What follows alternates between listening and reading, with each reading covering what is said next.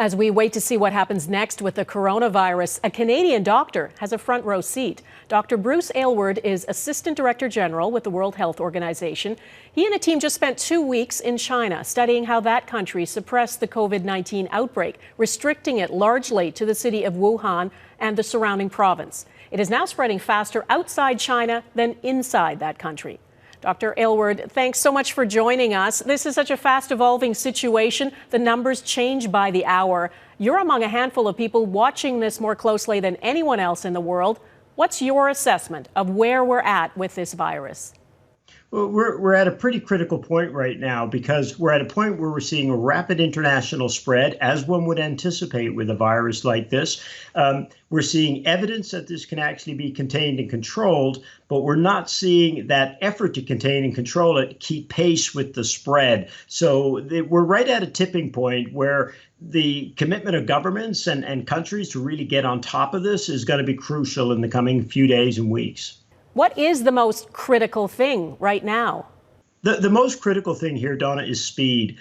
This is a virus which, to the surprise of a lot of us, it's a respiratory virus, so it spreads similar to the way of flu, but there are differences. And that provides us a little window to, if we move very fast in a country, to be able to find it quickly, contain the cases or isolate them, find their close contacts, and stop what we call transmission chains. And that can prevent an awful lot of damage to the health of people in a country and to the economies, as we've seen in some of the countries affected. Doctor, this virus is new to humans. What do you think is the most important thing we still don't know about it? Well, the key thing, the first and most important thing is to educate the population. People have to know what COVID is. It's not a cold, it's not a runny nose, it's a high fever and a dry cough. And people with those symptoms have got to be able to get tested and tested quickly. You don't want to test everybody with a cold. You're going to burn through your reagents and test kits, and you're going to flood your system. You really want to focus it on those key symptoms. Test them quickly and then know whether or not they have to be isolated. Find out who their close contacts are, because 5 to 10% of those are going to get the disease as well. And that's where the virus is. That's what you have to focus on. What do we know specifically about the transmission of this virus? There's some really important things we know, Dawna. The most important is that the vast majority of the transmission is going to be driven by people who have the symptoms, as well as their very close contacts. And most of it is going to be occurring in areas where you've got prolonged exposures in close proximity, in families, in a cubicle, maybe at work. We saw it in mental health institutions. We've seen it in old age homes, in environments like that. We've seen it in some conferences where people are packed in rooms for long periods. So we're getting a better sense of what the big drivers are. And we're also learning what they aren't, which is just as important. I keep hearing this tip of the iceberg story, as if there's all these people with asymptomatic disease wandering around that could be transmitting it. There's no evidence of that. Sure, there are some asymptomatic people, but there aren't what we call asymptomatic transmission chains. Eventually, someone's going to show the disease, not eventually, very, very quickly. So that's the reason these measures actually can work. So you're saying for certain now that people who are asymptomatic are not transmitting it? A small proportion of people will be asymptomatic. Most of them will develop disease within 24 to 48 hours or a little bit longer. A couple may not, but it's a very, very small proportion. And that's important because that tells you that's not what's driving the transmission, because you got to find out what are the main drivers, because that's what you want to affect. And with everybody, worrying so much about asymptomatics, it's like, do something about the disease you can see, because that's going to slow this down and that's going to stop transmission. We also know, Dawna, that some people can shed the virus for 24 hours or 48 hours before they get sick or they show the symptoms. And that's why when you look for your contacts, you look at not only who had contact with the person when they were sick, but also in the 24, 48 hours beforehand, because they could also have been exposed. And this is what China did. Every time it learned a little bit about the virus, it adapted its strategy to take advantage of that. And that's why they've turned it around. Dr. Aylward, who is most vulnerable? We know the elderly and people with underlying health issues are dying from it. But we've heard of cases where younger people get it and die too. What did you learn about that in China? Yeah, this was a really important question, and I emphasize it a lot when I'm speaking with folks.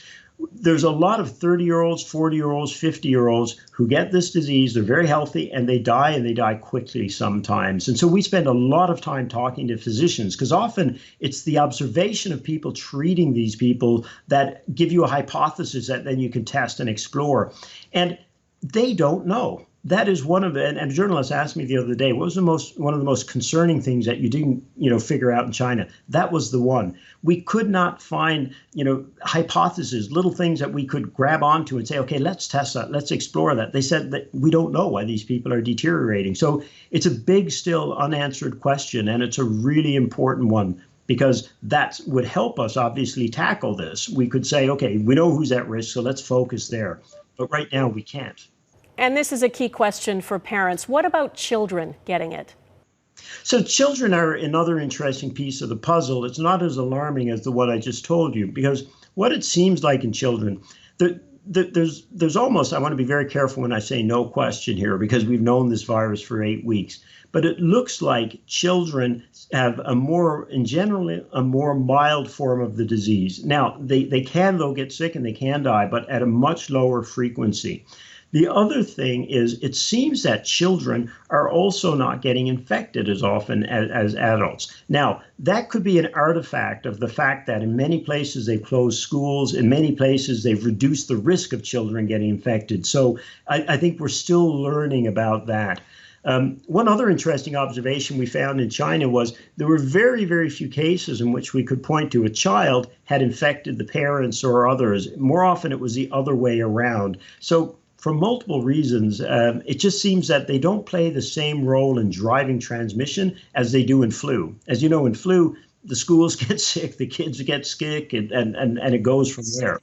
What specifically do we know about the mortality rate? The WHO has said it appears to be 3.4%. Is it possible to know that with any certainty at this stage?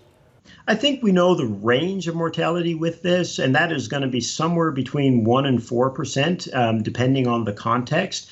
And the Director General of WHO went out with that number yesterday because what he was seeing and what really alarmed him, Dawna, was that people were cherry picking the lowest number they could find in the lowest context they could find. And they were saying, oh, we're like that. And that's a really dangerous assumption because, for example, in China, what I was really impressed with was the sophistication of the system. They've gotten really good at keeping people alive who get this disease long enough to be able to get their lung functions back. But when you look at the rough numbers, it's still an alarming number. And look at places like Italy and others that have gotten recently infected. Some of them have high mortality rates that are over 1-2%. It may be a function of where they are in their outbreak, but that should be alarming. Canada is ramping up preparations. What do you make of Canada's response? It's impressive. Remember, here's a country that has found, if I remember correctly, you've had about 30 cases so far, 3 different provinces. They stretch back well over a month now, if I remember correctly as well, which means that you've got a heightened surveillance system. You've learned a lot of lessons from SARS. You also, you've been preparing for this for the last 15, 20 years since the SARS outbreak in Toronto. But even before that, since you put in place a universal health coverage system. So there aren't big barriers to people getting rapidly tested and rapidly treated. But clearly as well, after SARS, you built a public health care system that knows how to find cases, investigate them, follow their contacts, and manage them properly, because you're not seeing clusters of outbreaks around these cases. So far, it's impressive what Canada's achieved. Do you think it's too much or inappropriate for countries to do worst case scenario planning? You have to plan for worst case scenarios, and you plan for all case scenarios. So in this disease, you want to know, and you want to tell your population, here's what we're going to do if we have individual cases. Here's what we're going to do if we start having clusters. Here's what we're going to do if we have widespread community transmission, because you have to bring your population with you. They're the key. It is not the Public Health Agency of Canada that's going to stop COVID. It's going to be the population of Canada working as a surveillance system, washing their hands, rapidly detecting and notifying and working with the system. But that was the big thing in China. People ask me, what's the big message? They believe it's a societal duty to work together against common threats like this, and it's very, very impressive. Dr. Aylward, do you see any light at the end of this tunnel?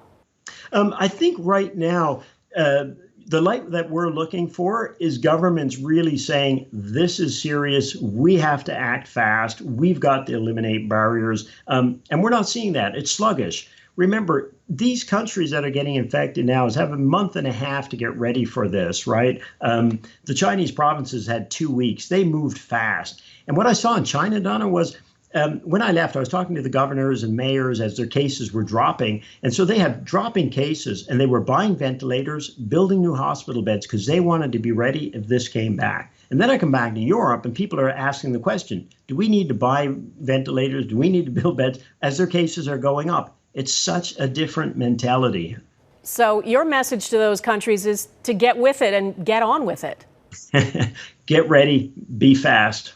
Do you know if people who tested positive, then got better and tested negative for the virus, have become reinfected? Yes, we've seen evidence of people test negative and then a day or a couple of days later, et cetera, test positive again. But that's not unusual in a viral process where sometimes they'll have a lot of virus shedding and sometimes they won't. What we have not seen, though, is evidence that people who recovered got sick again. We've not seen that so far, at least not to my knowledge. Dr. Aylward from the World Health Organization, thanks so much for taking the time to talk to us. My pleasure. Thank you very much, Dawna.